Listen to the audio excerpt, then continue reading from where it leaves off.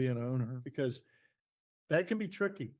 Because you absolutely, if you're an owner, if you've got someone who's just proven themselves to be very competent in whatever role you have them in, and they seem to really care about the business, and you're thinking, boy, I would like to see this business continue, um, sustain the culture, sustain the brand, sustain the location.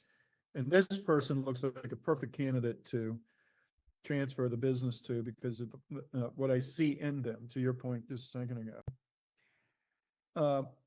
But then only to find out when you, the owner, are ready to exit.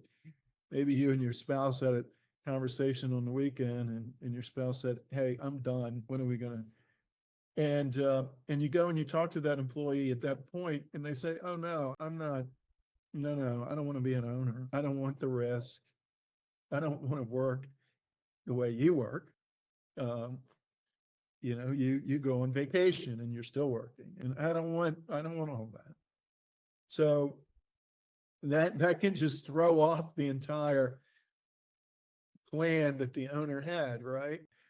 So it is good along the way, if you start to think that there's someone in your business who could be a candidate to be a successor or successors, that when you're talking to them, maybe it's during their evaluation or in other times, you're just asking them, what do you see for your future?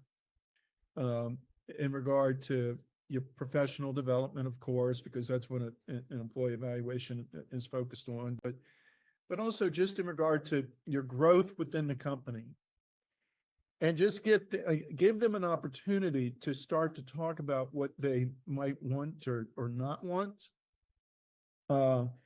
without, and this is where the tricky part comes in, without making any commitments. So yeah, you're right. Those conversations, you really need to know what they want, this key employee or the kid. We've seen this, of course, where parents have just made an assumption about a kid or kids that, they're of course they're going to want to own the business, only to find out, oh no, dad, no, mom, no, I don't want to own this. I'm looking forward to you selling it, making a whole lot of money so that you can just pass that on down to me. But I don't want to own all this risk. I want a life and so on and so